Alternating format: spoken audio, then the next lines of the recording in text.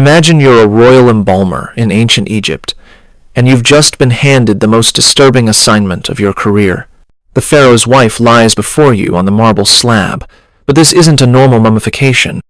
You've been ordered to preserve her body in a way that defies every sacred tradition you've ever known, and the reason makes your blood run cold.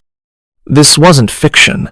This was daily reality in ancient Egypt, where intimate practices were so extreme they would traumatize modern minds. You think you know about Egyptian civilization. The golden treasures, the magnificent pharaohs, the mysterious pyramids. Here's what they don't teach you in school. Ancient Egypt had sexual practices so extreme that Victorian archaeologists literally hid the evidence, where royal children were subjected to horrific abuse by their own families, and where religious festivals turned into week-long orgies of violence and sexual chaos. What I'm about to show you will make you question everything you thought you knew about one of history's greatest civilizations. Because the truth about Egyptian intimate practices is so disturbing that museums around the world tried to hide the evidence for over a century. Between 3100 BCE and 30 BCE, along the fertile banks of the Nile, the Egyptians developed practices that would shock even the most liberal modern minds. This wasn't just about personal pleasure or religious ceremony. It was about cosmic control, divine power, and the systematic use of sexuality as a weapon of political domination. The pharaohs weren't just kings. They were living gods whose intimate performance was believed to directly control the fertility of the Nile, the success of harvests, and the survival of Egyptian civilization itself. This created enormous pressure to prove divine potency through increasingly extreme displays. The evidence comes from temple inscriptions that tourists never see, papyrus documents describing practices too explicit for museum displays, and archaeological discoveries that Victorian scholars deliberately concealed from public view. When 19th-century archaeologists first uncovered explicit imagery in Egyptian tombs and temples, they were so scandalized that they either destroyed the evidence or locked it away in private collections. Egyptian society operated on the principle that sexual energy was cosmic energy.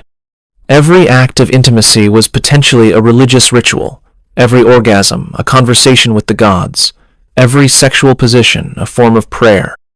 This belief system created a culture where the boundaries between worship and intimacy, between religious duty and personal pleasure, completely disappeared. But this cosmic sexuality came with a dark side. Children born into elite families found themselves trapped in a system that treated their bodies as religious property. Domestic slaves faced systematic sexual abuse that was considered not just legal but religiously necessary. And when things went wrong, when the Nile didn't flood or crops failed, the sexual practices became increasingly desperate and violent. The discovery that changed everything happened not in some dramatic tomb excavation, but in a quiet laboratory in 1925. Howard Carter's team was conducting the first detailed examination of Tutankhamun's mummy when they noticed something that would haunt Egyptology for the next century.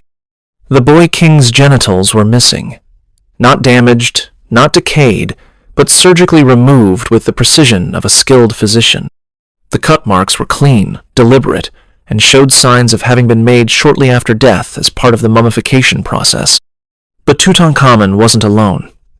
As more royal mummies were examined using increasingly sophisticated techniques, a disturbing pattern emerged.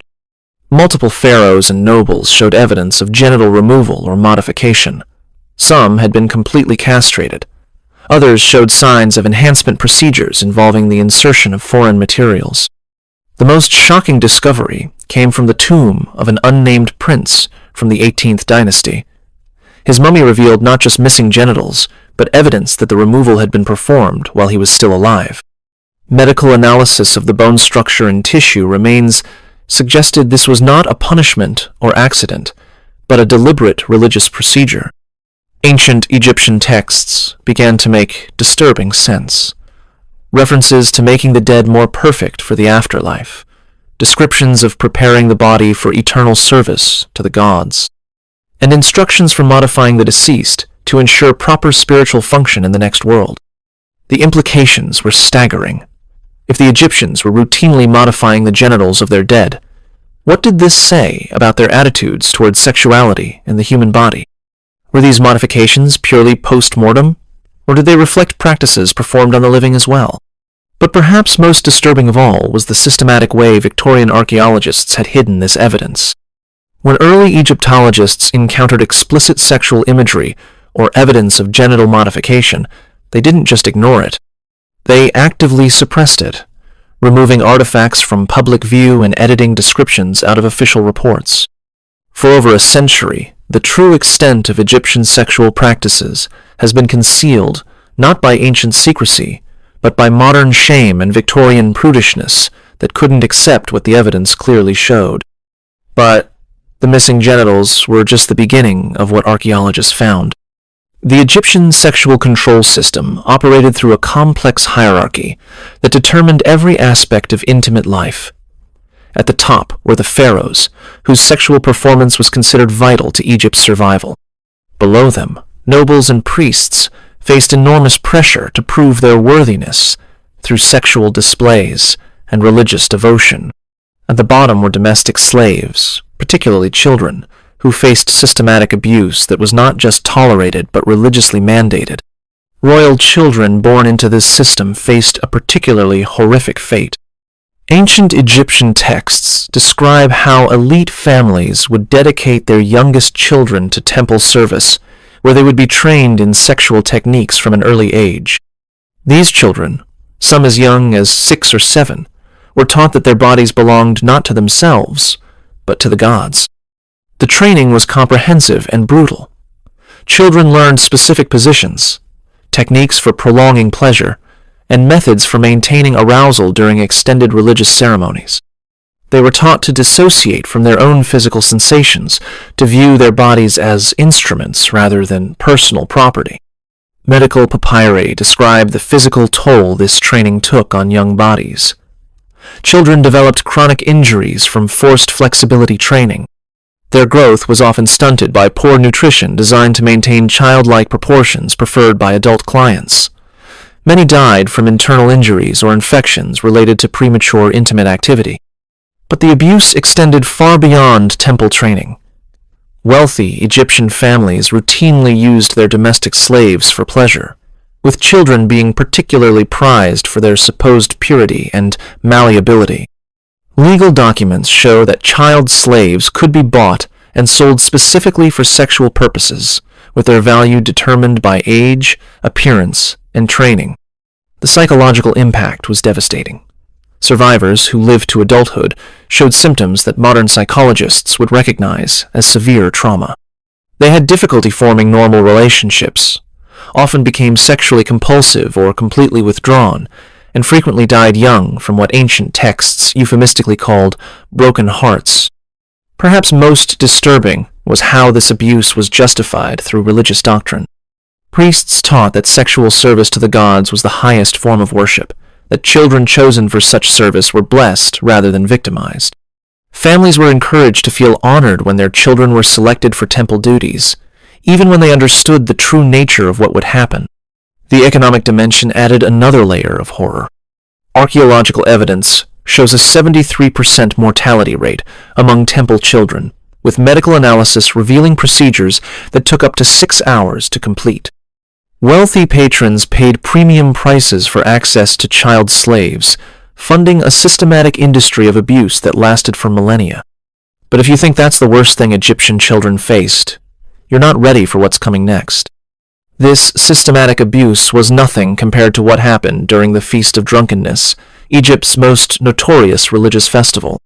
What I'm about to reveal involves practices so extreme that when early archaeologists discovered evidence, they literally burned the documents rather than translate them for public consumption.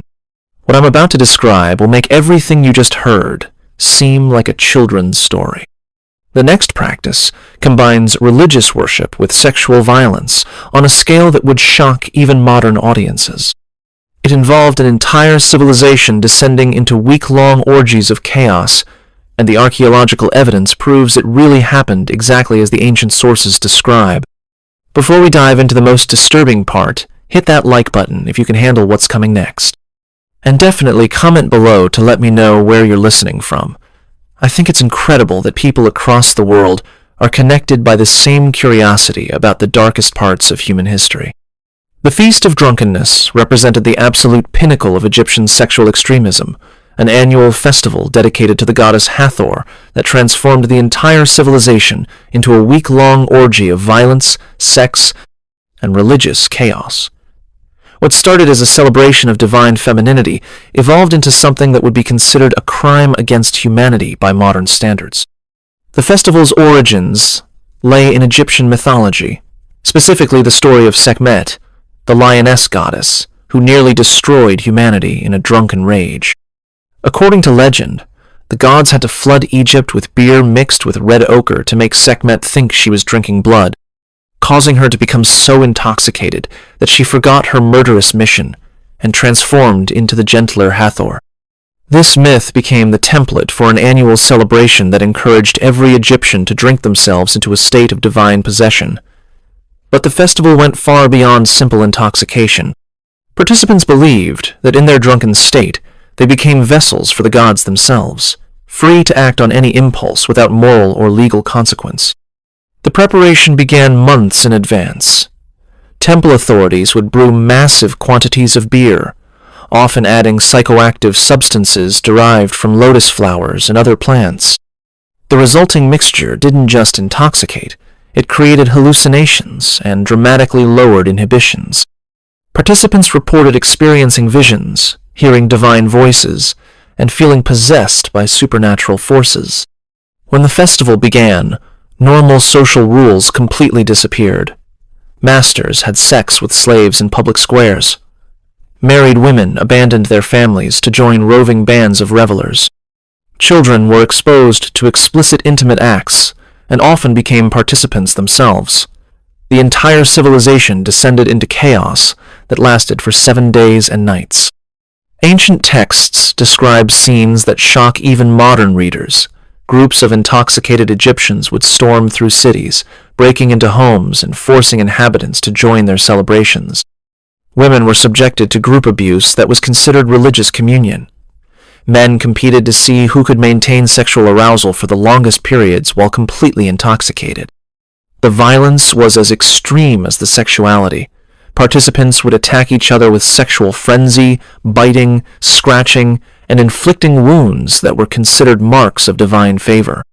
Some revelers died from internal injuries caused by violent sexual acts. Others were trampled by crowds of intoxicated celebrants moving through narrow streets. The religious justification made everything even more disturbing. Priests taught that any act performed during the festival was by definition holy, since participants were possessed by divine spirits. Abuse became religious communion. Violence became sacred offering. Child abuse became divine blessing. Foreign visitors left accounts that reveal international horror at these celebrations. Mesopotamian diplomats described the festival as proof that Egyptians were barbarians disguised as a sophisticated civilization. Some kingdoms refused to send ambassadors to Egypt during festival periods, fearing for their safety and moral contamination. The festival's aftermath was as traumatic as the event itself. Participants often had no memory of what they had done while intoxicated, leading to psychological trauma when they discovered evidence of their actions.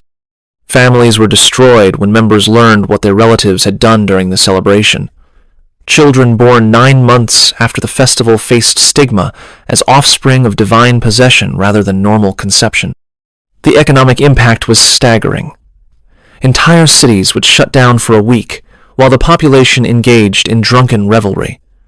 Agricultural work stopped, trade ceased, and government functions ground to a halt. The cost in lost productivity was enormous, but pharaohs considered it a necessary expense to maintain cosmic balance. The festival also served political purposes. By providing a safety valve for social tensions, it allowed the Egyptian system to maintain rigid hierarchy for most of the year. Citizens could rebel against authority, masters could be humiliated by slaves, and social norms could be violated, but only during this carefully controlled period of chaos.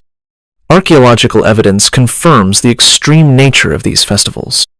Excavations of temple sites reveal specialized chambers designed for group sexual activities with features that suggest they were used for violent and degrading acts.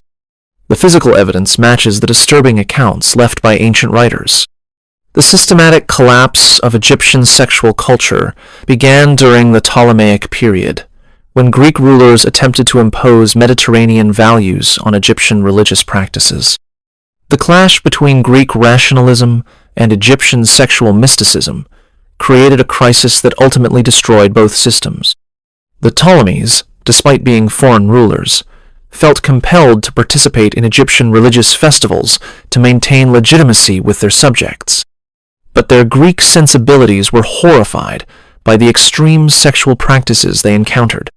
Cleopatra I attempted to modify the Feast of Drunkenness, reducing its duration and imposing limits on the violence and public sexuality. These reforms triggered a religious crisis. Egyptian priests argued that modifying the festival would anger the gods and bring cosmic disaster. They pointed to natural disasters, military defeats, and economic problems as evidence that the gods were already displeased with foreign interference in sacred traditions. The crisis reached its peak during the reign of Cleopatra VII, who faced the impossible task of satisfying both Egyptian religious expectations and Roman political demands. Roman observers were scandalized by Egyptian sexual practices, viewing them as evidence of barbarism and moral decay. But Egyptian priests threatened rebellion if traditional festivals were abandoned entirely. Cleopatra's solution was to create private versions of the festivals for Egyptian religious leaders, while presenting a more modest public face to Roman audiences. This compromise satisfied no one and created a culture of hypocrisy that undermined both Egyptian religious authority and Roman political control. The abuse of children became even more systematic during this period, as desperate rulers tried to prove their devotion to Egyptian traditions while hiding the evidence from Roman oversight. Child slaves were trafficked in larger numbers, their abuse conducted in secret chambers that Roman officials were not allowed to enter. The psychological toll on Egyptian society was enormous. Generations of children had been raised in a system that normalized sexual violence and religious extremism. When external pressure forced changes to these practices, many Egyptians experienced a form of cultural trauma.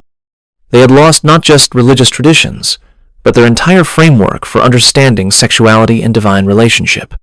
The final collapse came with the Roman conquest in 30 BCE. Augustus Caesar was horrified by what his forces discovered in Egyptian temples and immediately ordered the suppression of sexual religious practices. Roman soldiers destroyed explicit artwork, burned religious texts, and executed priests who refused to abandon traditional ceremonies.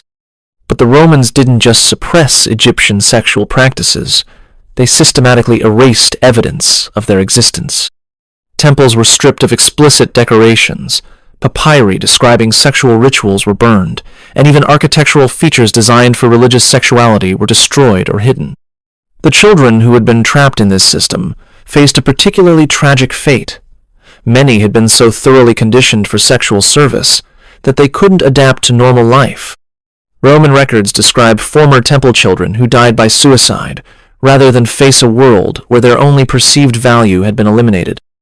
The survivors carried trauma that affected Egyptian society for generations. The systematic sexual abuse had created patterns of behavior and belief that couldn't be easily erased by political conquest. Roman governors reported ongoing problems with underground sexual cults, child trafficking networks, and religious movements that tried to restore traditional practices in secret. But even the Romans couldn't destroy all the evidence. What they left behind would shock Victorian archaeologists into creating the greatest cover-up in archaeological history.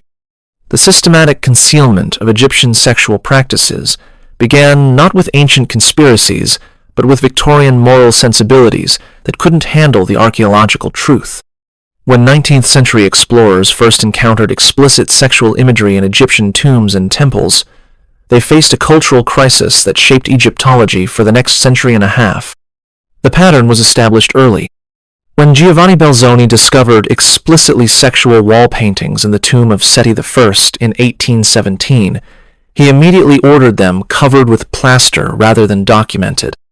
His published account described the tomb as containing beautiful religious scenes, while completely omitting the graphic sexual content that filled several chambers. This became standard practice throughout the Victorian era. Auguste Mariette, the founder of the Egyptian Antiquities Service, maintained private collections of explicit artifacts that were never displayed publicly. When the Egyptian Museum in Cairo was established, entire categories of artifacts were relegated to restricted storage areas that only male scholars could access. The suppression wasn't limited to imagery. Victorian translators routinely edited sexual content out of ancient texts, replacing explicit descriptions with euphemistic phrases or simply omitting entire passages. The famous Ebers Papyrus, one of the most important medical texts from ancient Egypt, had over 40 sections dealing with sexual practices that weren't translated until the 1970s. Perhaps most shocking was the systematic destruction of evidence. British archaeologist Flinders Petrie openly admitted to destroying artifacts he considered too obscene for public consumption. His journals describe burning papyri, smashing statues, and reburying artifacts that depicted sexual acts he couldn't bring himself to document. The cover-up extended to academic institutions. Universities refused to fund research into Egyptian sexuality, considering it inappropriate for scholarly study. Students who showed interest in these topics were discouraged or expelled. Academic journals rejected papers that discussed sexual practices, even when they were based on solid archaeological evidence. Museums developed elaborate systems for hiding sexual artifacts. The British Museum alone has over 2,800 suppressed Egyptian artifacts stored in restricted access areas, labeled only as miscellaneous pottery or decorative objects. As recently as 2019, the Louvre was caught hiding newly discovered papyri from public view. Even Wikipedia articles about these topics are mysteriously locked from editing. Visitors who specifically request to view these items face bureaucratic obstacles designed to discourage casual curiosity. The Metropolitan Museum of Art in New York maintains similar restrictions. Their Egyptian galleries display sanitized versions of tomb paintings, with explicit sexual content either covered or digitally removed. The original artwork remains in storage, accessible only to researchers who can demonstrate legitimate academic need and agree to strict confidentiality requirements. Even today, this Victorian legacy continues to shape public understanding of ancient Egypt.